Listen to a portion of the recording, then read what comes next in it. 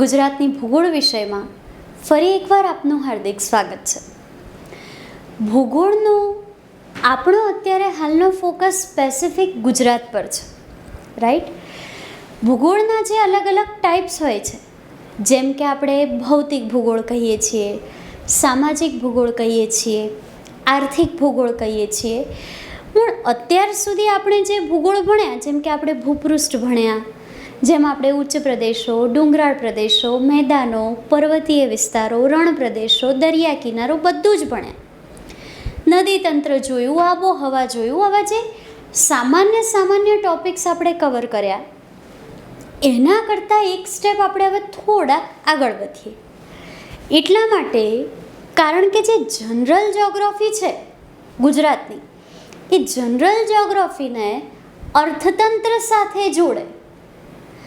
એટલે કે સામાન્યવાળું જે તમારું અત્યારે ભૂગોળ ભણાઈ રહ્યું છે, એ ભૂગોળને પૈસા રળી આપતું ભૂગોળ, વધારે મૂડી રળી આપતું ભૂગોળ, રાજ્ય કે દેશમાં અર્થતંત્રમાં સહાય કરતું ભૂગોળ ભણે, તો એ જે પ્રકારનું ભૂગોળ થયું, એ થયું તમારું આર્થિક ભૂગોળ. ને આજનો આપણો જે ટોપિક છે, એ ટોપિક અર્થતંત્ર તરફ તમને લઈ જશે. એટલે કે ગુજરાતની આર્થિક ભૂગોળનો એ દરવાજો છે. તમે સમજી જ ગયા હશો કે જેવી રીતે ભારત એક કૃષિ પ્રધાન દેશ છે, એવી જ રીતે ગુજરાત પણ ક્યાંક ને ક્યાંક મોટા નાના અંશે કૃષિ સાથે જોડાયેલું રાજ્ય છે. તો શું આજનો આપણો વિષય ગુજરાતમાં કૃષિ છે? ના. આપણો આજનો વિષય છે ગુજરાતમાં કૃષિ જેના ઉપર થાય છે. એટલે કે કૃષિ કે ખેતી શેના પર થાય? તો કે જમીન પર.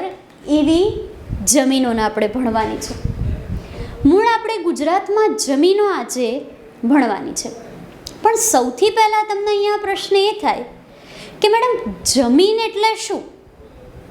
સામાન્ય રીતે તો તમને ખબર, તમે કહો કે ભાઈ મારે ગામડે 10 વીઘા જમીન છે, મારા પાસે જમીન નથી, મારા પાસે અહીંયા રહેણાંક જમીન છે, બરાબર, મારા પાસે ખેતીલાયક જમીન છે, અમારી આગળ પડતર જમીન છે, ગૌચરથી અમે નજીક રહીએ છીએ. જમીન બરોબર, ભાઈ જમીન. પણ જમીનની પર્ટિક્યુલર કુદરતના પરિપ્રેક્ષ્યમાં, ભૂગોળના સંદર્ભમાં વ્યાખ્યા આપવી હોય તો તમે કેવી રીતે આપી શકો?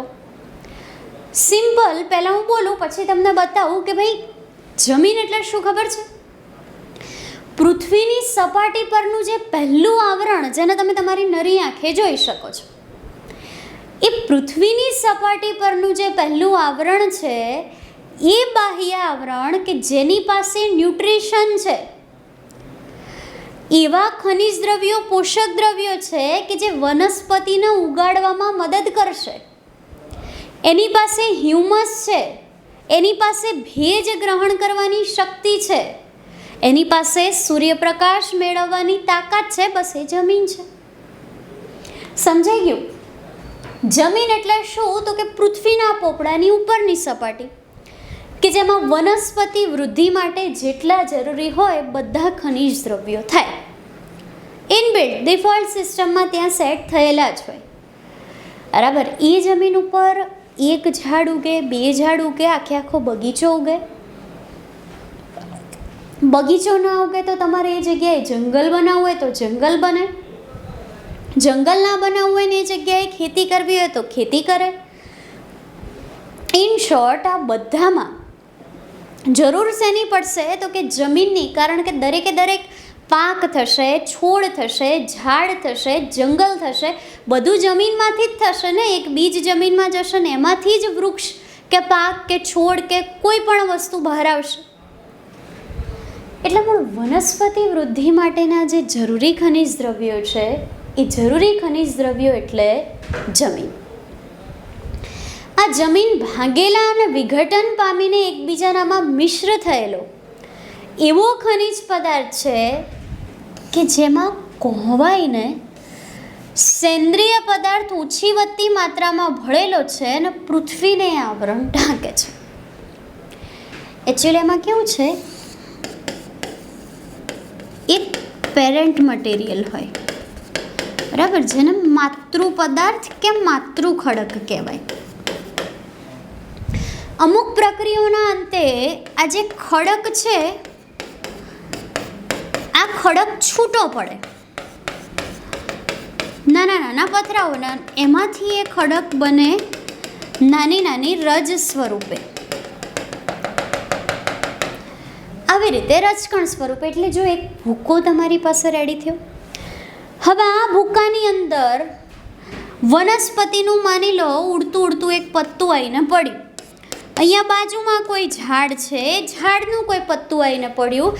જમીનની અંદર કેટલાય સૂક્ષ્મજીવો છે, સૂક્ષ્મજીવો અહીંયા આગળ મૃત્યુ પામ્યા. કેટલાય અહીંયા આગળ નાના નાના આપણે જેને કહી શકીએ અળસિયા ને ઉંદર ને એ બધાના અશ્મિન વશ્મિન બધું ભળ્યું. કેટલાય પ્રાણીઓ, પક્ષીઓ, પશુઓ અહીંથી જતા હશે, એમના મળમૂત્ર ભળ્યા. હતો એક ખડક. ઘસારણની પ્રક્રિયાના અથવા કોઈ પણ અન્ય ભૌગોલિક પ્રક્રિયાના કારણે ભઈ ભૂકો બની ગયો. મિક્સરમાં આપણે જેમ ક્રશ કરી નાખીએ એમાંનું ક્રશ થઈ ગયું. હવે એ જે ભૂકો બન્યો ને એ ભૂકાની અંદર, એટલે કે માતૃ ખડકમાંથી બનેલા ભૂકાની અંદર વનસ્પતિના પાન ને એના બીજ ને પશુઓના મળમૂત્ર અને પ્રાણીઓના મળમૂત્ર અને પક્ષીઓના કે જીવજંતુઓના અવશેષો આખે આખા, કદાચ અંદર કોઈને કોઈ કોવાઈને સડી બી જાય, આ બધું જમીનના આવરણમાં ભેગું થયું. જ્યાં ભૂકો હતો ત્યાં એના ઉપર પડ્યો સમય આવતા વરસાદ, એને સમય આવતા મળ્યો સૂર્યપ્રકાશ અને તાપમાન, અને એના પરિણામે જે આવરણ તૈયાર થયું એ આવરણ એટલે કે જમીન. સમજાઈ ગયું જમીન કેવી રીતે બને છે? એક માતૃ ખડકમાંથી ભૂકો કે રજકણ બન્યું, રેગોલિથ. એની અંદર હ્યુમસ ભળ્યું, બરાબર, જૈવિક દ્રવ્યો ભળ્યા. મળમૂત્ર લઈ લો, કોઈ પણ વનસ્પતિક દ્રવ્યો લઈ લો, એ બધું ભળીને હ્યુમસ બન્યું. એમાં પાણી મળ્યું ને એને હવા મળી, એટલે એ બધાથી ભેગી થઈને જમીન બની ગઈ. જમીનના ગુજરાતના સંદર્ભમાં તમારે સમજવી હોય તો એક સંસ્થા કાર્યરત છે,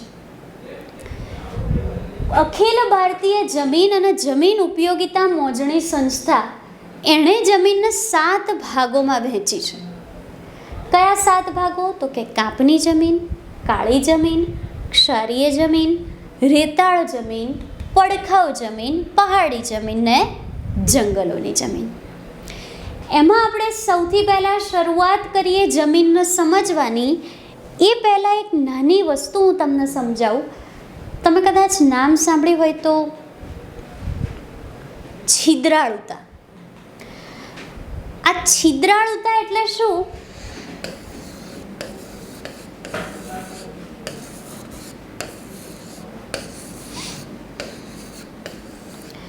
આ જમીનના પદાર્થો છે, બરાબર. આમાં બધા પદાર્થોના વચ્ચે જે જગ્યા રહે ને, આ જગ્યાને કહેવાય છિદ્રાળુતા, બરાબર.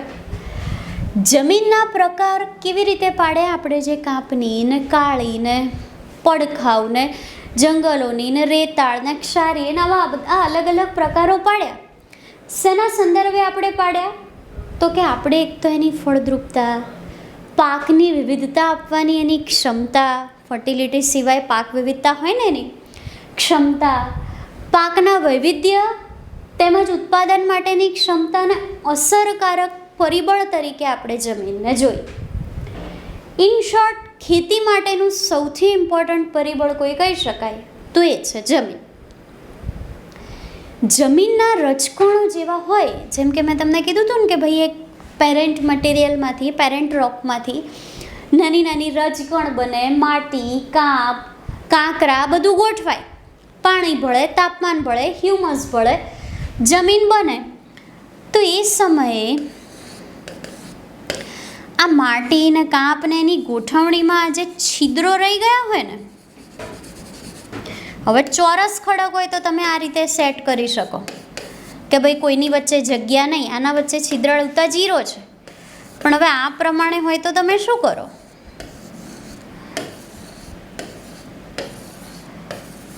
બરાબર, એમાં જે આ પોર્શન રહી ગયો એ તો તમારો છિદ્રાળુ ભાગ રહી ગયો, રાઈટ. એટલે મૂળ કહેવાનો મતલબ કે જમીનના રજકણ, રેતી, માટી, કાંપ, આ બધાની ગોઠવણીમાં જે નાના મોટા છિદ્રો રહી ગયા હોય એને કહેવામાં આવે જમીનની છિદ્રાળુતા. મોટા છિદ્રો પાકના મૂળને હવા પૂરી પાડી શકે, નાના છિદ્રોમાં પાણી સંગ્રહાયેલું હોય એટલે પાકના મૂળને પોષણ પૂરું પાડે. હવે સૌથી પહેલાં આપણે જોવાની છે કાંપની જમીન. કાંપની જમીનની વાત કરીએ તો ગુજરાત હોય કે ભારત હોય, સૌથી ફળદ્રુપ કોઈ જમીન હોય તો એ જમીનનું નામ છે કાંપની જમીન. ગુજરાતમાં 50% કરતાં વધારે વિસ્તારોમાં કાંપની જમીનો આવેલી છે, બરાબર. હવે પ્રશ્ન એ થાય કે મેડમ આ પ્રકારની કાંપની જમીનો બને છે કેવી રીતે? તો સિમ્પલ લોજિક હું તમને સમજાવી દઉં.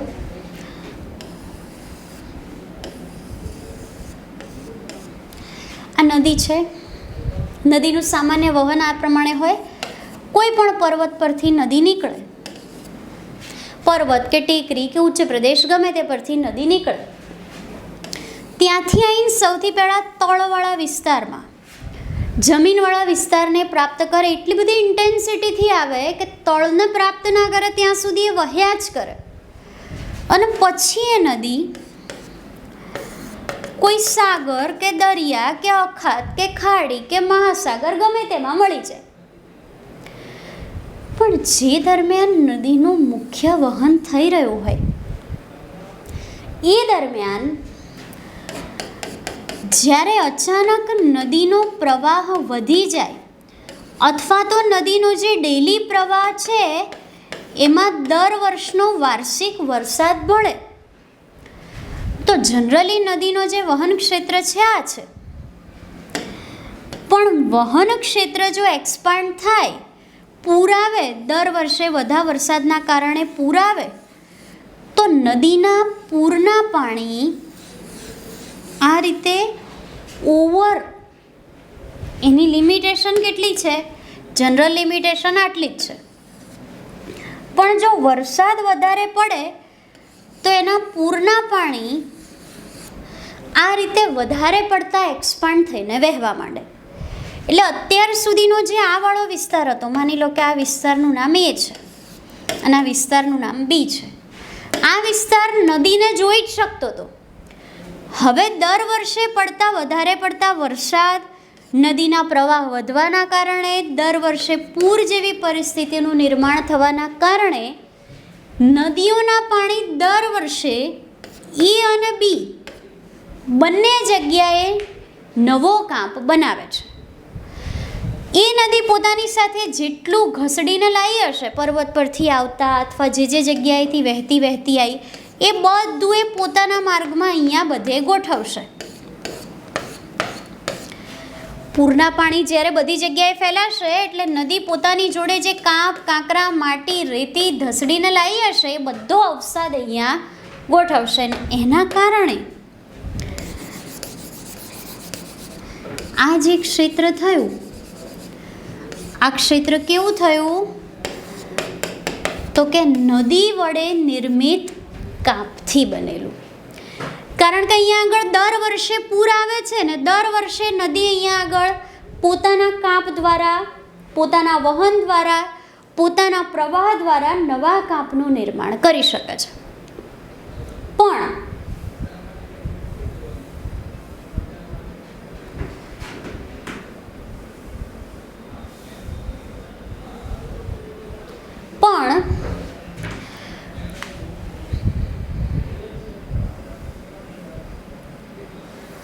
માની લો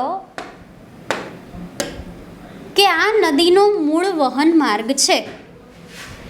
હવે એવી જગ્યાએથી વહે છે કે જ્યાં આગળ દર વર્ષે પૂરના પાણી આવતા જ નથી, અથવા તો આવે પણ છે તો પણ એ પૂરના પાણી આટલું જ એક્સપાન્ડ થઈ શકે છે. હવે એની આજુબાજુવાળો જે એરિયા હતો, આપણે હમણાં જોયું, આ એ અને આ બી, એ અને બી આ પૂરના પાણી પહોંચે ને એના કરતાં થોડા ઊંચા ક્ષેત્ર છે. એટલે દર વર્ષે પૂર ભલે આવતું પણ પૂરના પાણી એ અને બી વાળી જમીન સુધી પહોંચી શકતા નથી. એટલે દર વર્ષે અહીંયા આગળ કાંપનું નિર્માણ થઈ શકતું નથી. તો હમણાં પહેલાં જે કન્ડિશન હતી, બરાબર, આપણી જે પહેલાંવાળી કન્ડિશન હતી એ પહેલાંવાળી કન્ડિશનમાં તમે જોયું કે ભાઈ આપણી પાસે પર્ટિક્યુલર એવો સ્પેસ હોય છે કે જે સ્પેસમાં એ અને બી સુધી દર વર્ષના નવા પાણી પહોંચી જાય છે. તો એ જે દર વર્ષનો નવો પાણીનો પ્રવાહ પહોંચ્યો ને એણે દર વર્ષે નવા કાંપનું નિર્માણ કર્યું. પણ અમુક ભાગ એવા પણ હોય છે, જેમ કે આ એ અને બી એવા ક્ષેત્રમાં પણ હોય કે જે ક્ષેત્રમાં નદી પોતાના વહન માર્ગ દરમિયાન જેટલી પણ વસ્તુ પોતાની સાથે વહાવડાવીને લાવે, બરાબર, એ બધી જ વસ્તુ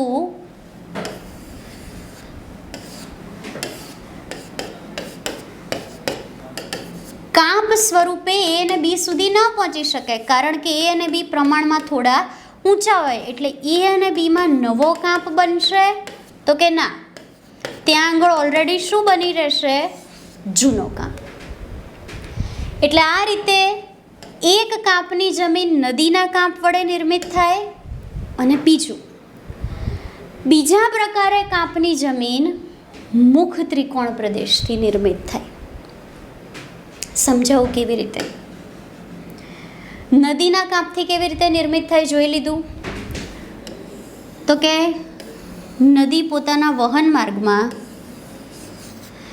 જેટલા પણ દ્રવ્યો, અલગ અલગ પ્રકારના ખનિજો, અલગ અલગ પ્રકારની ન્યુટ્રિશન, જેટલું બધું ધસડીને લાવે, માટી, કાંપ, કાંકરા, એ બધું પોતાના વહન માર્ગની આજુબાજુ ગોઠવે અને આ રીતે કાંપનું સર્જન થાય. એટલે આ રીતે નદી દ્વારા કાંપની જમીન બને. અને બીજું કિનારાની મુખ ત્રિકોણ પ્રદેશની જમીન. ચલો તમને કિનારાની મુખ ત્રિકોણ પ્રદેશની જમીન સમજાવું. તો કિનારાની મુખ ત્રિકોણ પ્રદેશની જમીનમાં આપણે એક એક્ઝામ્પલ લઈએ ગોદાવરી નદીનું. ગોદાવરી નદી આ રીતે મહારાષ્ટ્રમાંથી નીકળે છે અને આ રીતે પૂર્વ તરફ વહન કરીને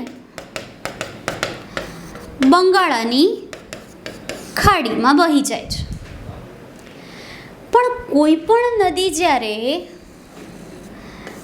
પોતાનું વહન માર્ગ પૂરો કરીને પોતાના મુખ નજીક પહોંચે ને, બરાબર, પોતાના મુખ નજીક એટલે કે પોતાના અંત નજીક, તો અમુક સંજોગોમાં એ નદી અહીંયા સુધી એની આખી શાખા હતી, મતલબ આખો પ્રવાહધાર હતો એમ.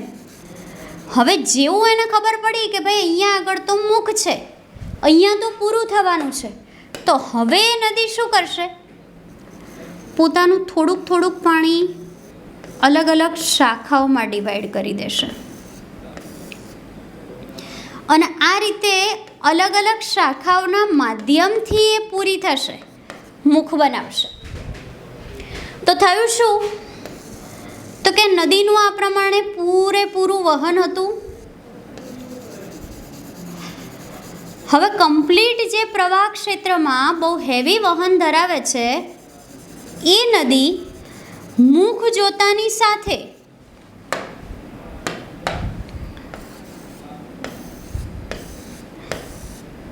આવી અનેક પ્રવાહ ધારાઓમાં વિભાજિત થઈ ગઈ. આ શું છે? તો કે આ બંગાળાની ખાડી છે, એને જવાનું તો આમાં જ છે, પણ એણે શું કર્યું? તો કે પોતાના પાણીને ડિવાઈડ કરી દીધું, બરાબર. હવે નદી જતી ક્યાં હતી? તો કે પૂરી થવા, એટલે કે શું બનાવવા જતી હતી? તો કે મુખ. પણ નદી પૂરી થતા સમયે, મુખ બનાવતા સમયે પોતાનો મુખ્ય પ્રવાહ જે અનેક આવી નાની નાની શાખાઓમાં ડિવાઈડ કરી દે છે,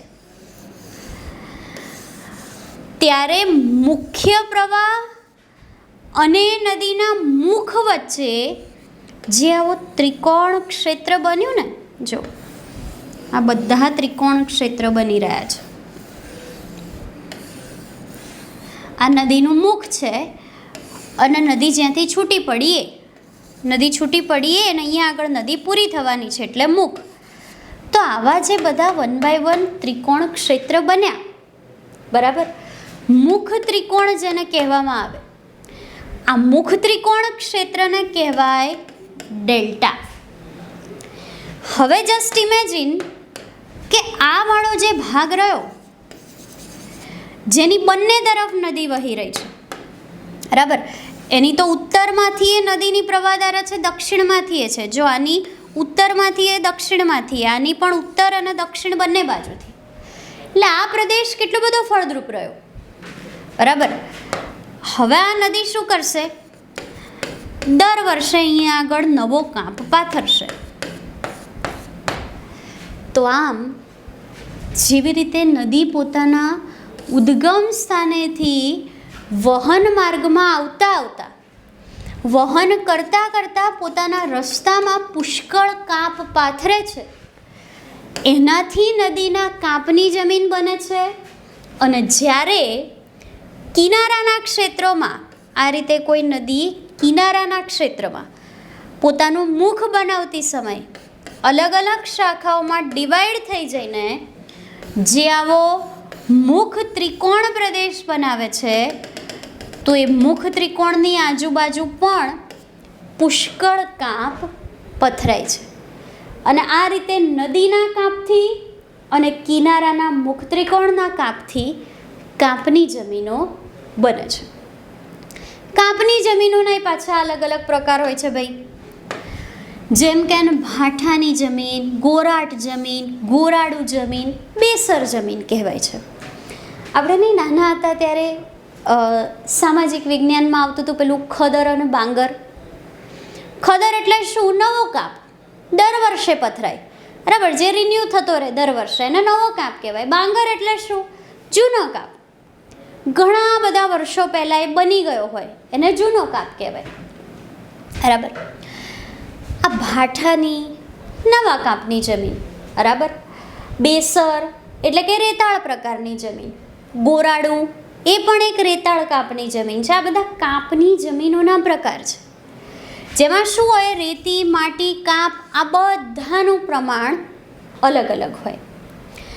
આ પ્રકારની જમીનોમાં ફોસ્ફરસનું તત્વ વધારે હોય છે અને ચૂનાનું તત્વ ઓછું જોવા મળે છે. કિનારાની અને મુખ ત્રિકોણ પ્રદેશની કાપની જમીનો નદીઓ સાથે ઘસડીને પોતાની સાથે લાવેલા છૂટા પાડેલા પદાર્થો દ્વારા કાંપ પાથરીને બને છે. આ મુખ્ય પ્રવાહધારા છે. જો અલગ અલગ ક્ષેત્રોમાં વહી ગઈ, એના કારણે શું થયું? એણે પોતાની સાથે જે કાંપ પાથરીને લાવ્યો તો એ કાંપ અહીંયા બધે ફેલાઈ ગયો અને આ રીતે મુખ ત્રિકોણ પ્રદેશ પોતાની સાથે ઘસડીને લાવેલા કાંપને પાથરી દીધો. આ પ્રકારની જમીન, હવે પ્રશ્ન તમને એમ થાય કે આ પ્રકારની જમીન ગુજરાતમાં મેડમ ક્યાં જોવા મળે? બરાબર, આ પ્રશ્નનો જવાબ મારે નહીં, તમારે જ આપવાનો છે. બનાસ, સરસ્વતી, રૂપેણ, સાબરમતી, મહી, વિશ્વામિત્રી, ઢાઢર, નર્મદા, તાપી, અંબિકા, પૂર્ણા, ઔરંગા, પાર, કોલક, દમણગંગા, ભાદર, શેત્રુંજી, આજી, મચ્છુ, બ્રાહ્મણી, ફાલ્ગુ, વઢવાણનો ભોગાવો, લીંબડીનો ભોગાવો. ગુજરાતમાં નદીઓની ક્યાં કમી છે? 185 નદીઓ છે. તો સ્વાભાવિક છે કે આ બધી નદીઓના આસપાસ ક્યાંક ને ક્યાંક તમને કાંપની જમીનો જોવા મળશે. એટલે કે ગુજરાતના મોટા ભાગના દરેકે દરેક જિલ્લામાં તમને કાંપની જમીનનું જોવા મળશે. ઉદ્ભવકાળની દ્રષ્ટિએ કાંપની જમીનને ભણો તો બે પ્રકારે ભણી શકાય, એક નવો કાંપ અને બીજો જૂનો કાંપ. બરાબર. પહેલું આવે છે ભાઠાની જમીન તથા નવા કાંપની જમીન. એને નવા કાંપની જમીન એટલા માટે કહેવાય છે કારણ કે નદીઓના ટાપુઓમાં દર વર્ષે નવો કાંપ પથરાવાથી આ પ્રકારની જમીનનું નિર્માણ થાય છે. એમાં નાઇટ્રોજન અને ફોસ્ફરિક એસિડ ઓછું હોય છે અને વધારે પડતી દળદાર જમીન હોતી નથી. પણ હા, કાંપની જમીન ઓલરેડી સૌથી વધારે ફળદ્રુપ તો છે જ, પણ એમાંય કયા કાંપની જમીન સૌથી વધારે ફળદ્રુપ? તો કે નવા કાંપની જમીન. બરાબર. અને નવા કાંપની જમીનને દર વર્ષે નવો કાંપ પથરાવાતો હોવાથી ખદર તરીકે પણ ઓળખવામાં આવે. તો યાદ રાખવાનું, ગુજરાતમાં નવા કાંપની જમીનને શું કહેવાય? તો કે ભાઠાની જમીન. ગુજરાતમાં નવા કાંપની જમીન તો કે ભાઠાની જમીન. બરાબર. અને ભારતમાં નવા કાંપની જમીન તો કે ખદર. નેક્સ્ટ આવે છે બીજો પ્રકાર, ગોરાટ અથવા જૂનો કાંપ. સિમ્પલ છે, દર વર્ષે નવો કાંપ પથરાય તો ભાઠાની, ખદર અથવા નવા કાંપની. સિમ્પલ છે, દર વર્ષે નવો કાંપ ન પથરાય તો ગોરાટ, જૂના કાંપની અથવા તો બાંગર. જૂના કાંપની જમીનોને બાંગર પણ કહેવાય. દર વર્ષે રિન્યૂ નથી થતી એટલા માટે જૂનો કાંપ હોય છે, એટલે એની ફળદ્રુપતા પણ ઓછી હોય છે. ખાસ કરીને કાંપની જમીનો ભરૂચ એટલે કે જંબુસર, સાબરમતી અને મહી વચ્ચે, વડોદરા, સુરત વગેરેમાં તમને જોવા મળતી હોય છે. આપણે કાંપની જમીનોમાં એટલું સમજ્યા કે એક નદીઓના કાંપથી એ જમીન બને, બીજું મુખ ત્રિકોણ પ્રદેશથી એ જમીન બને. કેવી રીતે બને સમજ્યા? નદી જ્યારે મુખની નજીક આવે ત્યારે અલગ અલગ ફાંટાઓમાં ડિવાઈડ થાય. જે ડેલ્ટા બન્યો ત્રિકોણ આકારનું મુખ ત્રિકોણ, એ કાંપ દ્વારા કાંપની જમીનોનું નિર્માણ કરશે. બીજું, નદી પોતાની સાથે ધસડી લાવે જે એ બધું પાથરતી જાય અને કાંપનું નિર્માણ થતું જાય. કાંપની જમીનો એમાં રહેલા ખનિજ દ્રવ્યોના કારણે, બંધારણના કારણે, રંગોના કારણે, પાકની વિવિધતાના કારણે અલગ અલગ નામોથી ઓળખાય, જેમ કે ગોરાટ, ગોરાડુ, ભાઠાની, બેસર વગેરે. ગોરાડુ અને ગોરાટ. ગોરાડુ એટલે કેવી? નવા કાંપની. ગોરાડુ એટલે કેવી? નવા કાંપની.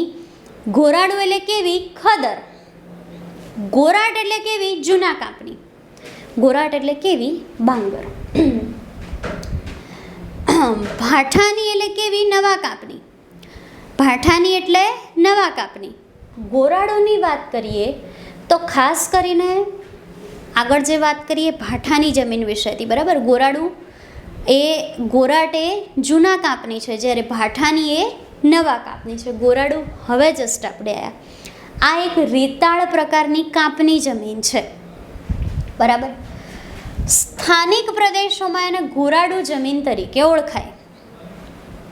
મહી, સરસ્વતી, આણંદ, અમદાવાદ, વડોદરા, મહેસાણા, સાબરકાંઠા, બનાસકાંઠા નદીઓ જ્યાં જ્યાં હોય, અહીંયા બનાસ છે, સાબરમતી, સરસ્વતી, વિશ્વામિત્રી. આણંદમાં તો કેટલી બધી છે, મહી ને સાબરમતી ને અમદાવાદ, સાબરમતી, વાત્રક, સાબરમતી, ખારી, મહી અને સરસ્વતી વચ્ચે કેટલા બધા આવી ગયા. વડોદરા, પંચમહાલ, આણંદ, ખેડા, અમદાવાદ, પાટણ, મહેસાણા, ગાંધીનગર, સાબરકાંઠા બધા જ જિલ્લા, બરાબર. એટલે જ તો મધ્ય ગુજરાતનો પ્રદેશ સૌથી વધારે ફળદ્રુપ હોવાથી એને ગુજરાતના બગીચા તરીકે ઓળખવામાં આવે છે. ઘઉં અને ડાંગરના વાવેતર માટે સૌથી વધારે અનુકૂળ જો કોઈ પ્રદેશ હોય તો એ છે મધ્ય ગુજરાતનો, બરાબર. નેક્સ્ટ આવે છે બેસર જમીન.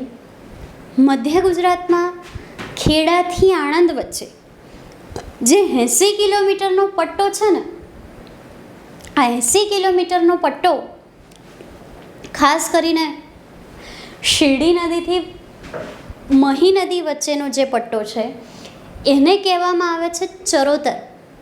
અને આ ચરોતર વિસ્તારમાં સારામાં સારી જે કાંપની જમીન છે, શ્રેષ્ઠ જમીન જેને કહી શકાય, એ છે બેસર. આ પ્રકારની બેસર જમીનમાં તમાકુનો પાક સૌથી સારો લઈ શકાય અને એટલા માટે એ ચરોતરને સુવર્ણપર્ણોની ભૂમિ પણ કહેવાય છે. આ જમીન મધ્યમ ફળદ્રુપ અને રેતાળ છે. બરાબર. ચલો,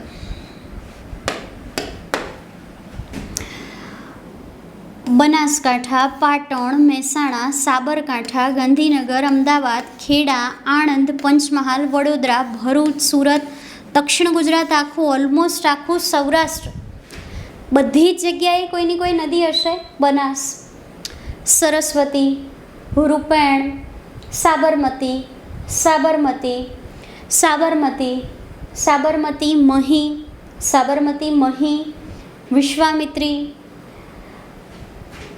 મોડાસામાં માઝૂમ, અરવલ્લીની વાત કરીએ તો મેઇન શામળાજીમાં મેશ્વો, વડોદરામાં વિશ્વામિત્રી. મોટી મોટી નદીઓની ફરીથી વાત કરીએ તો કે નર્મદા, તાપી, દક્ષિણ ગુજરાતમાં અંબિકા, પૂર્ણા, ઔરંગા, પાર, કોલક, દમણગંગા, સૌરાષ્ટ્ર, ભાદર, શેત્રુંજી, આજી, વઢવાણનો ભોગાવ, લીંબડીનો ભોગાવ, મચ્છુ. બરાબર. મૂળ બધી જ જગ્યાએથી નદીઓ નાના મોટા પાયે વહે છે. દર વર્ષે નવો કાંપ પથરાતો હોય તો એ જમીનનું નામ ખદર, ગુજરાતમાં એનું નામ ભાઠાની. દર વર્ષે નવો કાંપ ન પથરાતો હોય એટલે કે જૂનો કાંપ હોય તો એ જમીનનું નામ બાંગર, ગુજરાતમાં એનું નામ ગોરાટ. જે જગ્યાએ રેતાળ કાંપની જમીનો આવેલી છે એ જમીનનું નામ ગોરાડું અને જે જગ્યાએ ચરોતરમાં રેતાળ કાંપની એવી જમીનો આવેલી છે કે જ્યાં તમાકુનો પાક લઈ શકાય, મધ્યમ ફળદ્રુપતાવાળી, એ કહેવાય બેસર. બરાબર. અહીંયા આગળ આપણે કાંપની જમીનોનો સેશન પૂરો કર્યો. નેક્સ્ટ આવે છે કાળી જમીન. આ હિસાબથી તમે એવું કહી શકો કે ગુજરાતમાં સૌથી વધારે કાંપની જમીન છે. સૌથી વધારે ગુજરાતમાં કાંપની જમીન છે પ્લસ કાંપની જમીન ફળદ્રુપ પણ છે. બરાબર. એટલે ગુજરાતમાં સારી એવી ફળદ્રુપ જમીનો આવેલી છે કે જ્યાં તમે કૃષિ લઈ શકશો. ઉત્તર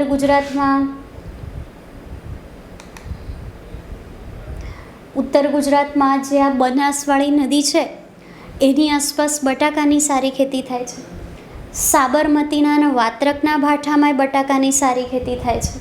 આ રૂપેણ નદીના જે વિરમગામવાળો પટ્ટો છે ત્યાં આગળ સારામાં સારી કપાસની ખેતી થાય છે. ત્યાં આગળ વિરમગામ કોટન ઝોન કહેવાય છે. નર્મદાની આસપાસનો જે પટ્ટો છે ત્યાં આગળ ડાંગરની ખેતી થાય છે, જુવારની ખેતી થાય છે. મધ્ય ગુજરાતમાં સાબરમતીવાળો, મહીવાળો પટ્ટો ડાંગર માટે જાણીતો છે. સાથે સાથે દક્ષિણ ગુજરાત કપાસ માટે પણ જાણીતું છે. દક્ષિણ ગુજરાતની નદીઓમાં સૌથી સારામાં સારી શેરડીની ખેતી થાય છે. દક્ષિણ સૌરાષ્ટ્ર મગફળી માટે ખાસ જાણીતો છે, શાકભાજી ફળફળાદી માટે જાણીતો છે. રાઈટ. એટલે મૂળ કહેવાનો મતલબ કે બધી જ જગ્યાએ અલગ અલગ પ્રકારની કાંપની જમીનોમાં ખેતી થાય છે. જ્યાં આગળ જે પાકને જેવો વરસાદ માફક આવે એ જગ્યાએ માની લો કે એ જ પાકને અનુકૂળ આવે એવું તાપમાન હોય અને પાછું એ જ પાક માટે શ્રેષ્ઠ એવી જમીન હોય. આ ત્રણેય કોમ્બિનેશન ભેગા થાય, તાપમાન, વરસાદ અને જમીન, તો ત્યાં એની ખેતી થાય. અને આ હિસાબથી ગુજરાતમાં સારી એવી કાંપની જમીનો છે એવું તમે કહી શકો. નેક્સ્ટ આવે છે બીજા નંબરે કાળી જમીન. કાંપની જમીન કેવી રીતે બને છે એ તો તમે સમજી લીધું. કેવી રીતે બને છે તો કે એક નદીઓના કાંપથી, બીજું મુખ ત્રિકોણ પ્રદેશના કાંપથી. બરાબર.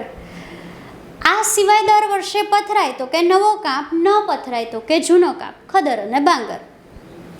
પણ કાળી જમીનને કાળી કેમ કહેવાય? તો કે તેમાં રહેલા તત્વોના કારણે એને કાળી જમીન કહેવાય. બરાબર. કાળી જમીનમાં ખાસ કરીને ટિટાની ફેરસ, હિમેટાઇટ, મેગ્નેશિયમ, કેલ્શિયમ એવા અલગ અલગ તત્વો જે હોય એના કારણે એને કાળી જમીન કહેવાય. પણ આપણે ની કાંપની જમીનના અલગ અલગ ભાગોમાં વહેંચી, ગોરાટ, ગોરાડું, બેસર, ભાઠાની. એવી જ રીતે કાળી જમીનના 3 પ્રકાર છે: ઊંડી કાળી, મધ્યમ કાળી અને છીછરી કાળી. કૃષિમાં કેવું હોય, જે જેટલું ઊંડાણમાં જાય ને એ એટલું વધારે ફર્ટાઇલ, સારી ફળદ્રુપતા આપે. આ થોડાક જ ઊંડાણમાં જાય છે એટલે મધ્યમ ફળદ્રુપતા આપે છે, અને આ છીછરી કાળી છે એટલે ઠીકઠાક ફળદ્રુપ છે. બરાબર. એટલે કાળી જમીન આ રીતે ઊંડી કાળી, મધ્યમ કાળી અને છીછરી કાળી એમ 3 પાર્ટમાં ડિવાઈડ થઈ શકે. સૌથી પહેલાં એમાં આપણે જોઈએ ઊંડી કાળી જમીન, જે સૌથી શ્રેષ્ઠ જમીન છે.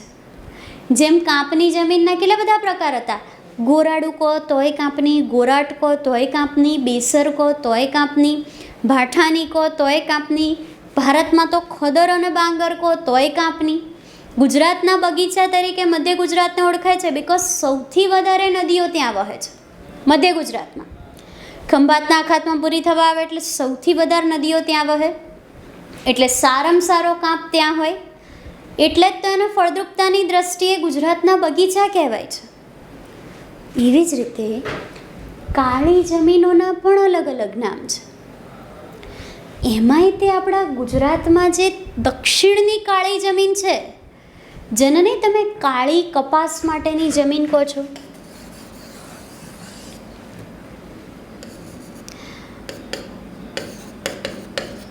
વડોદરા જિલ્લામાંથી વહેતી ઢાઢર અને ગુજરાતની સૌથી મોટી એના દક્ષિણે વહેતી નર્મદા, આ બંનેના વચ્ચે જે જમીન છે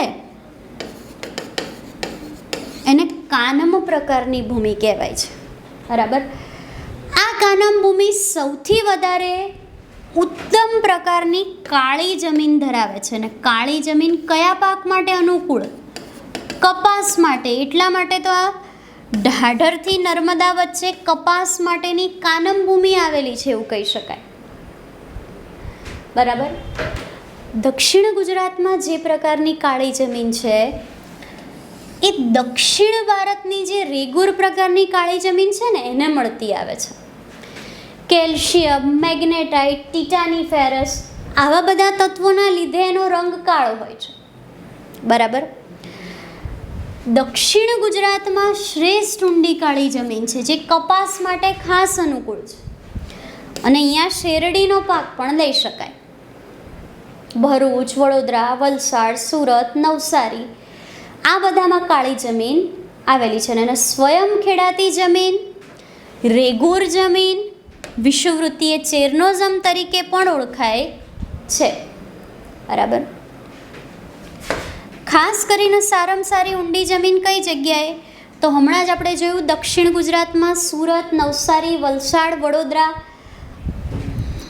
સુરત, નવસારી, વલસાડ, વડોદરા, ભરૂચ આ બધી જગ્યાએ ઊંડી કાળી.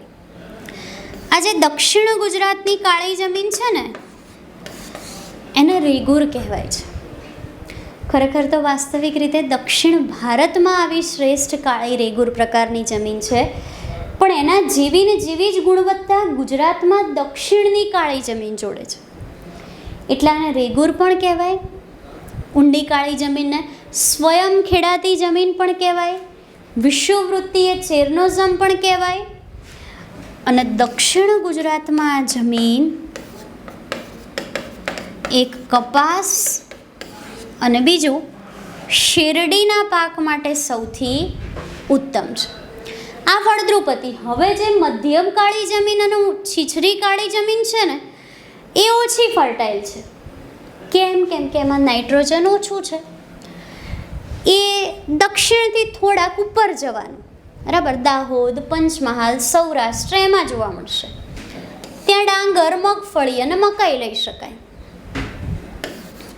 ભરૂચ, સુરત, નવસારી, વલસાડ, વડોદરા આમાં કેવી હતી? ઊંડી કાળી જમીન, કપાસ અને શેરડી માટે. મહીસાગર, પંચમહાલ, દાહોદ આ બધામાં કેવી જમીન છે?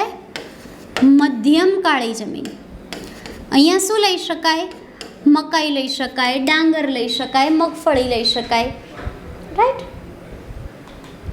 અને એવી જ રીતે છીછરી કાળી જમીન તો પંચમહાલ અને વડોદરાના પર્વતીય પ્રાંતો જે છે એના નીચેના ભાગમાં સામાન્ય ફળદ્રુપતા તરીકે ખેતી માટે ઓછી ઉપયોગમાં લેવાય એવી ઘણી ખરી આવી જમીન આવેલી છે પંચમહાલ, વડોદરા અને સૌરાષ્ટ્રના ભાગોમાં.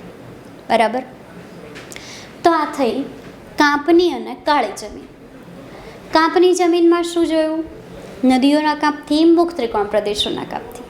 બીજું ખદર, બાંગર, નવા કાપની, જૂના કાપની, ગોરાટ, ગોરાડું, બેસર, ભાઠાની બધું જ કાપની જમીન. નેક્સ્ટ કાળી જમીન જોઈ. મેગ્નેટાઇટ, કેલ્શિયમ, ટિટાનિફેરસ બધા તત્વોના કારણે એનો રંગ કાળો છે. શ્રેષ્ઠમાં શ્રેષ્ઠ ક્યાં? દક્ષિણ ગુજરાતમાં. કેવી? ઊંડી કાળી. કયા પાક માટે? કપાસ અને શેરડી માટે. બરાબર. આ સિવાય રેગુર તરીકે એને ઓળખાય, વિષુવવૃત્તીય ચેરનોઝમ તરીકે એને ઓળખાય. આ પ્રકારની જમીનને વિષુવવૃત્તીય ચેરનોઝમ તરીકે પણ ઓળખાય અને સ્વયં ખેડાતી જમીન તરીકે પણ ઓળખાય. ત્રીજો પ્રકાર આવે છે ક્ષારીય જમીનનો.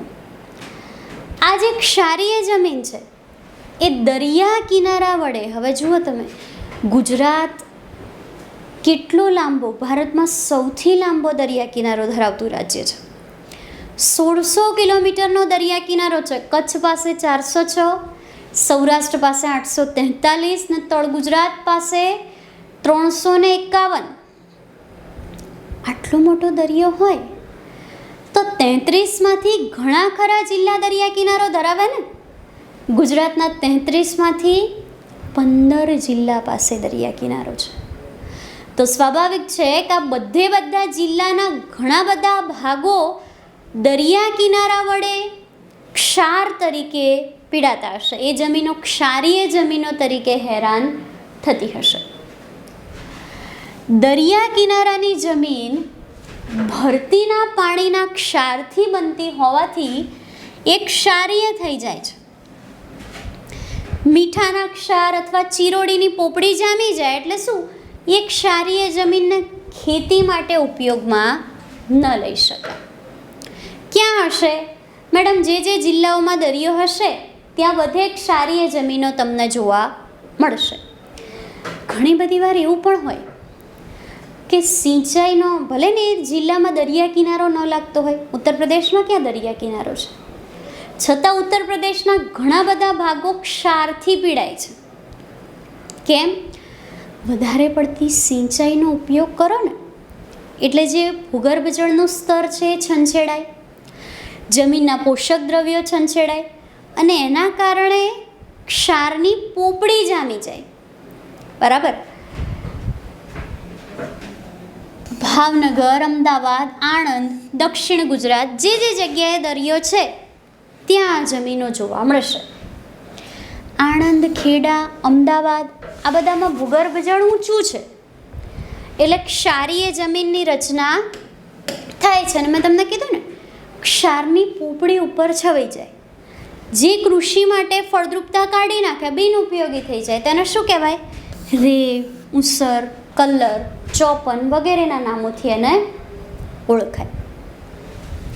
જો આ તમારું આખું કચ્છ, આ જામનગર, દ્વારકા, પોરબંદર, જુનાગઢ, સોમનાથ, અમરેલી,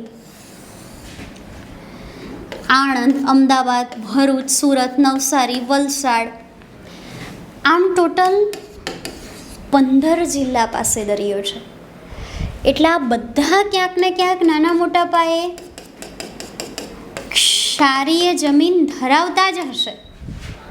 બરાબર. આ જે ક્ષારીય જમીન ધરાવતા જિલ્લા છે એના સિવાય પણ જ્યારે ક્ષાર ઉપર આવી જાય, ક્ષારની પોપડી છવાઈ જાય, તો એને રે, કલર, ઉસર, ચોપાન વગેરે તરીકે ઓળખાય. હવે ગુજરાતમાં તો સૌથી મોટો દરિયા કિનારો છે, તો આ ક્ષારીય જમીન સુધારવા કોઈક તો ઉપાયો કરવા પડશે ને, કારણ કે એ હિસાબથી તો કેટલો બધો ક્ષાર વધારે થઈ જાય. બરાબર. એના માટે 1963માં સરકારે ખારલેન્ડ એક્ટ બનાવ્યો હતો, જેના અંતર્ગત અમુક નિશ્ચિત વૃક્ષો એવા કર્યા, જેવા કે જુલીફ્લોરા, કેસુરી, આ બધા કેવા ખબર છે? ક્ષાર શોષક વૃક્ષો. મેંગ્રુવ હોય, મેંગ્રુવ તમે જેને સુંદરી કહો છો, ચેર કહો છો, મેંગ્રુવનું કામ શું? દરિયાના આગળ વધતું અટકાવે. એવી જ રીતે જુલીફ્લોરા અને કેસુરીનું કામ શું? ક્ષારના આગળ વધતું અટકાવે. ગાંડો બાવળશાના આગળ વધતું અટકાવે, રણના આગળ વધતું અટકાવે. રાઈટ. આ ખારની જમીનોને નવસાધ્ય કરવા, ફરીથી પહેલાંના જેમ રિન્યૂ કરવા માટે ગુજરાત રાજ્ય ખાર જમીન વિકાસ મંડળ બનાવવામાં આવ્યું છે ને એ આ કાર્ય કરે છે. એના માટે આ જે ખારી જમીન હોય ને ક્ષારની, એના માટે 3 પદ્ધતિઓ છે. રાસાયણિક પદ્ધતિ એટલે કે કેમિકલ, યાંત્રિક પદ્ધતિ એટલે કે મિકેનિકલ અને સાદી ખેત પદ્ધતિ. રાસાયણિક પદ્ધતિમાં શું? તો કે એવા કેમિકલ્સનો ઉપયોગ કરવાનો, એવા રસાયણોનો ઉપયોગ કરવાનો જે ક્ષારને શોષી લે. મિકેનિકલ પદ્ધતિ એટલે શું? એવા યંત્રોનો ઉપયોગ કરવાનો, જેમ કે જેસીબી છે તો કે ક્ષારને ઉઠાવીને બીજી બાજુ ફેંકી દે. અને ખેત પદ્ધતિ એટલે કે એવા કુદરતી દ્રવ્યોનો ઉપયોગ કરવાનો, એવા પાક લેવાના કે જે ક્ષારને ક્યાંક ને ક્યાંક અનુરૂપ હોય અથવા એને શોષી લે. જો રાસાયણિક પદ્ધતિમાં જીપ્સમ, મોલેસિસ, ગંધક આ બધાનો ઉપયોગ સૂચવ્યો. કેમ? તો કે એ બધા ક્ષારને ક્યાંક ને ક્યાંક શોષે. બરાબર. મિકેનિકલ પદ્ધતિમાં જમીનમાં પાળા બાંધવાના, પાળા બાંધી દે અને એને જમીનમાં પાળા બાંધી દીધા, એની અંદર મીઠું પાણી નાખી દીધું એટલે ક્ષારને કાપી નાખશે. એટલે એક એ પદ્ધતિ. અને બીજો જે ક્ષારનો સફેદ થર છે એને ઉખાડીને બાજુમાં ફેંકી દેવાનું. ખેત પદ્ધતિમાં સેન્દ્રિય દ્રવ્યોનો ઉમેરો કરી શકાય. બરાબર. અને પાકની ફેરબદલી લઈ શકાય. કોતરોવાળી જમીન, ખાસ કરીને વાત્રક અને સાબરમતીના ભાઠામાં તમને કોતરો જોવા મળશે. બરાબર. આ પ્રકારની જમીનને નવસાધ્ય કરવા માટે આણંદ જિલ્લાના વાસદ ખાતે central soil water and research training centre ચાલે છે. બરાબર. SWART. આ કેન્દ્રીય જમીન અને જળ સંરક્ષણ સંશોધન સંસ્થા દ્વારા નવસાધ્ય કરવાના પ્રયત્નો થઈ રહ્યા છે. આવી જમીન મેં તમને કીધું ને, ખાસ કરીને સાબરમતી અને વાત્રકના ભાઠામાં છે, આણંદ, ખેડા અને વડોદરામાં. નેક્સ્ટ આવે છે રેતાળ. જેવી રીતે ગુજરાત પાસે 1600 કિલોમીટરનો દરિયો છે, તો સ્વાભાવિક રીતે એની પાસે ક્ષારીય જમીન હોય જ. એવી જ રીતે ગુજરાત પાસે સૌથી મોટું રણ પણ છે. વિશ્વનું સૌથી મોટું સફેદ રણ નથી ભાઈ આપણા કચ્છ પાસે? છે જ ને. તો સ્વાભાવિક છે આપણી પાસે રેતાળ જમીન પણ હશે જ. બરાબર. એવી જગ્યા કે જ્યાં આગળ 25 સેન્ટીમીટર કરતાં ઓછો વરસાદ પડે. આબોહવા તમે ભણી ગયા છો. દક્ષિણ ગુજરાતથી જેમ જેમ ઉત્તર તરફ જાઓ એમ શું થાય? વરસાદ ઘટે, વરસાદનું પ્રમાણ ઘટે. છેલ્લે આજે ઉત્તર ગુજરાત રહ્યું. આ ઉત્તર ગુજરાતમાં સૌથી ઓછો વરસાદ પડે. એટલે મૂળ 25 સેન્ટીમીટરથી પણ ઓછો વરસાદ જે જગ્યાએ પડે ને ત્યાં રેતાળ જમીન વધારે હોય. ખાસ કરીને કઈ જગ્યાએ ઓછો વરસાદ પડે તો કે યા તો રણ હોય જેમ કે આપણા કચ્છમાં, અને યા તો રણ સાથે જોડાયેલા હોય જેમ કે બનાસકાંઠા, પાટણ વગેરે. તો રણ પ્રકારની જમીનમાં કેલ્શિયમ કાર્બોનેટ એટલે કે CaCO3, ચૂનાનો પથ્થર અને જીપ્સમ એટલે કે ચીરોડી એનું પ્રમાણ વધારે હોય.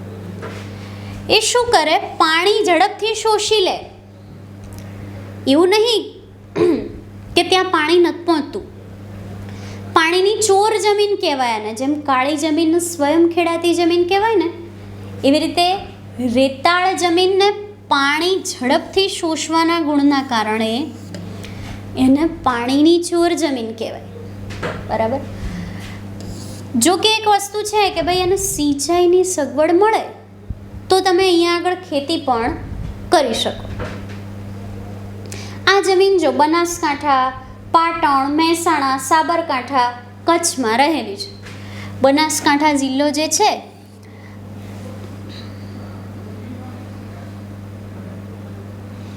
આ બનાસકાંઠા જિલ્લો છે, આ પાટણ જિલ્લો છે, આ બંનેના વાયવ્ય ભાગમાં અને કચ્છમાં આ બધામાં આ પ્રકારની જમીનો ખાસ આવેલી છે.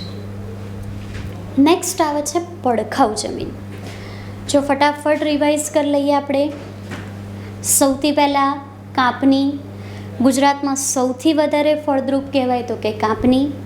મોટાભાગના દરેક પાક આ પ્રકારની જમીનમાં લઈ શકાય. આ પ્રકારની જમીનો ગુજરાતમાં મોટા પાયે દરેક જગ્યાએ છે ને સૌથી વધારે આ જ છે. કાપની જમીનોને ભાઠાની, ગોરાટ, ગોરાડુ, બેસર, નવા કાપની, જૂના કાપની, ખદર, બાંગર જેવા કેટલાય નામો મળ્યા છે. નેક્સ્ટ જોઈ કાળી. મેગ્નેશિયમ, કેલ્શિયમ, ટિટાનિફેરસ તત્વોના લીધે કાળી થઈ જાય. કાપની પછી બીજા નંબરે સૌથી વધારે ફળદ્રુપ કાળી જ છે. કપાસના, મકઈના, શેરડીના બધા પાક માટે અનુકૂળ. સારામાં સારી કાળી જમીન ક્યાં? તો કે દક્ષિણ ગુજરાતમાં, દક્ષિણ ભારતની રેગુરને મળતી આવે. એને વિષુવવૃત્તીય ચેરનોઝમ પણ કહેવાય. બરાબર, એને વિષુવવૃત્તીય ચેરનોઝમ પણ કહેવાય, સ્વયં ખેડાતી જમીન પણ કહેવાય. નેક્સ્ટ ક્ષારીય જોઈ. ભાઈ જ્યાં જ્યાં દરિયો હોય ત્યાં ત્યાં ક્ષારીય જમીન હોય. કચ્છથી લઈને મોરબી સુધી, મોરબીથી દ્વારકા સુધી, દ્વારકાથી ભાવનગર સુધી, આ બાજુ અમદાવાદથી વલસાડ સુધી બધે ક્ષાર હશે જ. ક્ષારીય જમીન, આ જમીનમાં ક્ષારનો પોપડો રે, ચોપાન, સર્કલર તરીકે ઓળખાય. નેક્સ્ટ આવી રેતાળ. તો જેવી રીતે જ્યાં દરિયો છે ત્યાં ક્ષાર છે, તો જ્યાં રણ છે ત્યાં રેતી છે. બરાબર. 25 સેન્ટીમીટરથી ઓછો વરસાદ એટલે કે ઉત્તર ગુજરાતમાં રેતાળ જમીનો સૌથી વધારે છે. હવે નેક્સ્ટ આપણે જોવાની છે લેટેરાઇટ સોઇલ એટલે કે પડખાઉ જમીન. આ પ્રકારની પડખાઉ જમીન મેક્ઝિમમ ક્યાં હોય ખબર છે? પૃથ્વીનો ગોળો છે ને, પૃથ્વીને આપણે ડિસ્ટન્સ માટે અલગ અલગ અક્ષાંશોમાં ડિવાઈડ કરી છે. આડી કાલ્પનિક રેખાઓ ડ્રોઈંગ નથી કર્યું પૃથ્વી પર, ખાલી કાલ્પનિક ઇમેજિનરી લાઇન્સ છે. બરાબર. એમાં પૃથ્વીના સેન્ટરમાંથી કઈ લાઈન પસાર થાય છે? આ તો હવે તમને આ લેવલે ગોખાઈ જવું જોઈએ કે વિષુવવૃત્ત. પૃથ્વીના મધ્યમાંથી કઈ રેખા પસાર થાય છે? 0 ડિગ્રી વિષુવવૃત્ત. પૃથ્વીને બે ભાગમાં કઈ રેખા વાગે છે? તો કે વિષુવવૃત્ત. આ જે વિષુવવૃત્ત છે એ પૃથ્વીના એક્ઝેક્ટ વચ્ચોવચ્ચથી પસાર થતી કાલ્પનિક રેખા છે. હવે આ સૂર્ય છે, સૂર્યના કિરણો વિષુવવૃત્ત પર તમે જો કેવા પડશે? સીધા પડશે. બરાબર. હવે માની લો કે આ કર્કવૃત્ત છે, કર્કવૃત્તને મકરવૃત્ત તમને કહું, વિષુવવૃત્તથી 23.5 ડિગ્રી ઉપર જાઓ ને એટલે કર્કવૃત્ત નામની રેખા આવે. વિષુવવૃત્તથી 23.5 ડિગ્રી નીચે આવો એટલે કે દક્ષિણમાં મકરવૃત્ત આવે. એટલું જાજુ સમજવાની જરૂર નથી, એટલું યાદ રાખો, પૃથ્વીના સેન્ટરમાંથી વિષુવવૃત્ત પસાર થાય. સૂર્યના સીધા કિરણો અહીંયા આગળ પડે, જેના કારણે આ વિષુવવૃત્તની આસપાસવાળો જે વિસ્તાર છે, અહીંયા આગળ કેવા કિરણો પડશે સૂર્યના? ત્રાંસા. જો એટલે વધારે ગરમી નહીં આપી શકે, એટલે તો જો ધ્રુવ પ્રદેશો પર બરફ નથી પીગળતો, રાઈટ. પણ અહીંયા સીધા કિરણો પડવાથી, ઇન્ટેન્સિટી ગરમીની વધારે હોવાથી આ જે જગ્યા છે વિષુવવૃત્તવાળી, ત્યાં સતત બાષ્પીભવન થયા કરે. એટલે વિષુવવૃત્તની આસપાસનો જે વિસ્તાર છે ને, આ વિષુવવૃત્તની આસપાસના વિસ્તારમાં વરસાદનું પ્રમાણ 250 સેન્ટીમીટર જેટલું હોય. આપણે કોઈ વસ્તુ ગોખવાની જરૂર નથી, એવું ગોખવાનું નથી કે વિષુવવૃત્તની આસપાસ વધારે વરસાદ હોય. ખબર તો આવી જોઈએ ને કેમ વધારે વરસાદ હોય. એટલે ભાઈ સીધા સૂર્યના કિરણો પડે છે તો સતત બાષ્પીભવન થશે, વાદળા બંધાશે, વરસાદ પડશે. એટલે વિષુવવૃત્તની આસપાસ વરસાદનું પ્રમાણ વધારે હોય. કેટલું વધારે? 250 સેન્ટીમીટર જેટલું. બરાબર. આટલું બધું વધારે વરસાદનું પ્રમાણ જ્યાં હોય ને, આટલું બધું વધારે વરસાદનું પ્રમાણ જ્યાં હોય ને, ત્યાં જ પડખાઉ જમીન હોય. એટલે મૂળ પડખાઉ જમીન વિષુવવૃત્તીય પ્રદેશોમાં જ હોય. આ પ્રકારની જમીનમાં ચૂનો અને નાઇટ્રોજન ઓછું હોય. પણ ગુજરાતમાં તો જો વિષુવવૃત્ત ક્યાંય પસાર નથી થતો. આ રીતે ગુજરાતમાંથી તો કર્કવૃત્ત પસાર થાય છે. તો ગુજરાતમાં તો મેક્ઝિમમ વરસાદ જ 83 થી 88 સેન્ટીમીટર જેટલો છે સરેરાશ. તો 250 સેન્ટીમીટરના નાના તો કેટલી બધી દુરિયા. એટલે ખાસ ગુજરાતમાં ક્યાંય આ પ્રકારની જમીન નથી, કારણ કે ક્યાં એટલો બધો વરસાદ પડતો નથી. આ જમીનમાં કેવું હોય? નાઇટ્રોજનનું પ્રમાણ ઓછું હોય. અને વિષુવવૃત્તમાં કેમ વધારે થાય આ જમીન? તો કે વરસાદનું પ્રમાણ વધારે હોય ને, એટલે જમીનનું ધોવાણ પણ વધારે થાય. અને ઈંટ જેવો રાતાશ પડતો રંગ ધરાવતી આ જમીન ફળદ્રુપ નથી. 250 સેન્ટીમીટર જેટલો વરસાદ ને ગીચ જંગલો વચ્ચે જ આ જમીનની રચના થાય. ધોવાણના કારણે જમીનનું ઉપલું પડ ખવાઈ જાય, ધોવાઈ જાય, એટલે એનું નામ પડી ગયું પડખાઉ. મેં તમને હમણાં જ સમજાવ્યું કે આ વિષુવવૃત્તીય પ્રદેશોમાં થાય. જો આ પૃથ્વીનો ગોળો છે, આ મધ્યની રેખા છે. અહીંયા આગળ જો મધ્યની રેખા પર સૂર્યપ્રકાશ સીધો પડ્યો, એટલે સૂર્યપ્રકાશ સીધો પડવાના કારણે ગરમી વધારે હોય, એટલે બાષ્પીભવન વધારે થાય, એટલે વરસાદ પણ કેવો હોય? વધારે. જ્યારે એની સામે આપણે ક્યાં છીએ? તો જો આ કર્કવૃત્ત છે ને, કર્કવૃત્ત પર આપણે આ રીતે છીએ. એટલે આપણા સુધી વિષુવવૃત્ત જેટલી ગરમી નહીં પહોંચે, એટલે વિષુવવૃત્ત જેટલો વરસાદ નહીં પડે, પણ પડશે ખરા. બરાબર. આ પ્રકારની જમીન ગુજરાતમાં ખાસ ક્યાંય નથી. માત્ર એક જ અપવાદ છે, ડાંગ. ડાંગ જિલ્લામાં તમને પડખાઉ પ્રકારની જમીન ગુજરાતમાં જોવા મળશે. નેક્સ્ટ આવે છે પર્વતીય. છેલ્લી બે જમીનો રહી, પર્વતીય અને જંગલોની. પર્વતીય જમીન જે હોય ને, એનું ઉપલું પડ કેવું હોય? ખાસ કરીને એનું ઉપલું પડ પતલા સરખું હોય. બરાબર. એમાં મજબૂતાઈ વધારે હોય નહીં, પાછો ઢોળાવ હોય, એટલે ધોવાણની શક્યતાઓ પણ વધી જાય. બરાબર. આ ઢોળાવ પરનું ઉપલું પડ પતલું હોવાના કારણે અને તળેટીમાં સ્તર જાડું હોવાના કારણે આ જમીન કોઈ પણ ભોગે ફળદ્રુપ કહી શકાય નહીં. ઇન શોર્ટ તમે એવું કહી શકો કે જેવી રીતે નદીઓ દ્વારા કાંપની જમીન બને છે, બરાબર, નદીઓ દ્વારા કાંપની જમીન બને છે, તો કે જ્યાં જ્યાં નદીઓ હોય ત્યાં ત્યાં કાંપની જમીન બને, તો જ્યાં જ્યાં પર્વતો હોય ત્યાં ત્યાં પર્વતીય જમીન બને. બરાબર. જેમ કે જો દાહોદમાં રતનમહાલની ટેકરીઓ, અરવલ્લીમાં અરવલ્લી ગિરિમાળા, અમરેલીમાં ઢૂંઢીની અને ગીરની ટેકરીઓ, જૂનાગઢમાં ગિરનાર, ગીર સોમનાથમાં ગીરની ટેકરીઓ, કચ્છમાં કાળો ડુંગર, ધીણોધર ડુંગર, ઇન શોર્ટ જ્યાં જ્યાં ડુંગરાળ પ્રદેશો હોય ત્યાં ત્યાં આ પ્રકારની જમીન બને. આમાં જીવાશ્મનું પ્રમાણ વધારે હોય, પણ એની સામે ખાલી જીવાશ્મથી કંઈ ના થાય ને ભાઈ. એની સામે પોટાશ, ફોસ્ફરસ, ચૂનો આ બધાની ઉણપ હોય. અને આપણે જોયું હતું ને કે જેટલી ઊંડી જમીન ને એટલી વધારે ફળદ્રુપ. આની તો ઊંડાઈ જ એકદમ ઓછી હોય છે, બરાબર. કાંકરા અને પથ્થર વધારે હોય છે. એટલે જો સૌરાષ્ટ્રમાં તમને આવી પર્વતીય જમીન જોવા મળશે, કારણ કે સૌરાષ્ટ્રમાં ઉચ્ચ પ્રદેશ છે.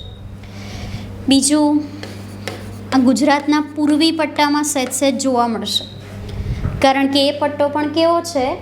પર્વતીય. અને છેલ્લી જમીન આવે છે જંગલોની. જંગલોની જમીનમાં ઉપલું પડ વરસાદના કારણે જાડું થઈ ગયું હોય, એટલે એ પણ કૃષિલાયક રહેતી નથી. જંગલમાં છે એટલે સેન્દ્રિય દ્રવ્ય વધારે હશે. ડાંગ, સાબરકાંઠા, જુનાગઢ, સોમનાથ આ બધામાં છે. અને આ જમીન કૃષિ યોગ્ય નથી, કારણ કે વૃક્ષો અને પાંદડાથી ઢંકાઈ જાય, એટલે છેવટે ગરમી ને વરસાદ ને બધાથી કોવાઈને સેન્દ્રિય દ્રવ્ય બની જાય, બરાબર. આ પ્રકારની જે જમીનો છે સૌથી વધારે દક્ષિણ ગુજરાતમાં અને છૂટી છવાઈ તમને સૌરાષ્ટ્રમાં જોવા મળશે. આ થઈ ગઈ ગુજરાતમાં જમીનો. ફટાફટ હું રિવાઇઝ કરાવી દઉં. ગુજરાતમાં જમીનો, એમાં સૌથી પહેલાં કાંપની છૂટી છવાઈ બધે જ જોવા મળશે, કારણ કે બધે જ નદીઓનું વહન છે. ઉત્તર ગુજરાતથી દક્ષિણ ગુજરાત સુધી સૌથી વધારે દક્ષિણ અને મધ્ય ગુજરાતમાં કાંપની જમીનો જોવા મળશે. નેક્સ્ટ બીજા નંબરે કાળી.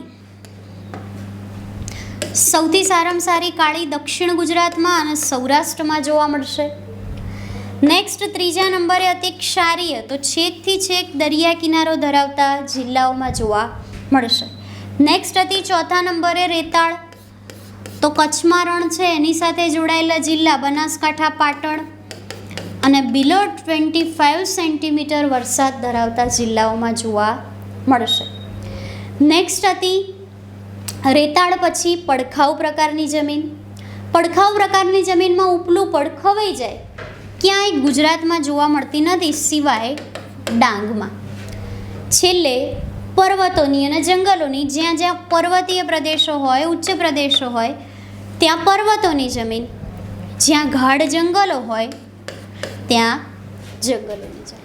હવે આપણે નેક્સ્ટ વાત કરીએ સ્થાનિક જમીનો વિશે. સ્થાનિક જમીનોમાં સૌથી પહેલાં આવે છે ખેડની જમીન.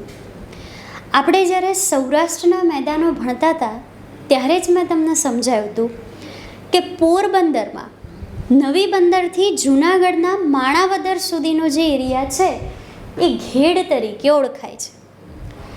આ સૌરાષ્ટ્રનો એવો વિસ્તાર છે કે નીચાણવાળો વિસ્તાર, જ્યાં દર વર્ષે ચોમાસાના પાણી ભરાઈ જાય, બરાબર.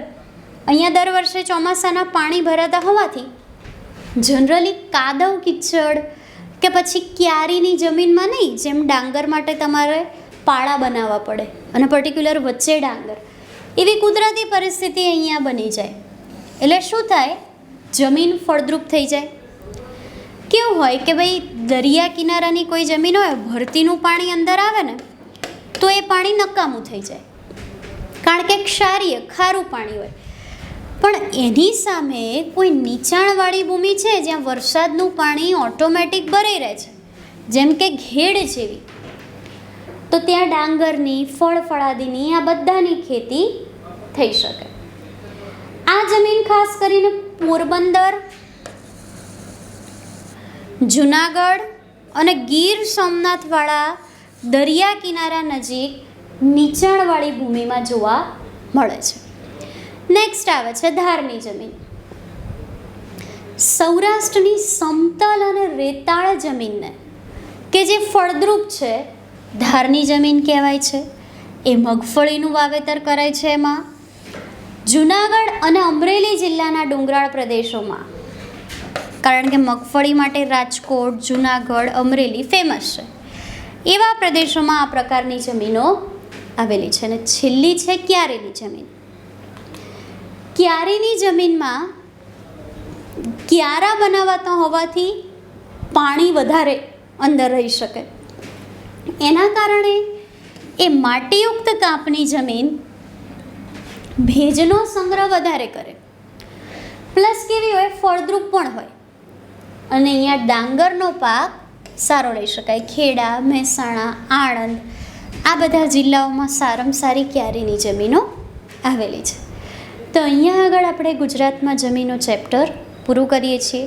ગુજરાતમાં અખિલ ભારતીય જમીન અને ઉપયોગિતા મોજણી સંસ્થાએ કાપની, કાળી, રેતાળ, ક્ષારીય, પડખાઉ, જંગલોની અને પર્વતોની એમ 7 જમીનો અને સ્થાનિક ખેડની, ધારની અને ક્યારીની એમ ટોટલ જોવા જઈએ તો ટોટલ 10 પ્રકારની જમીનોના ભાગ પાડેલા છે.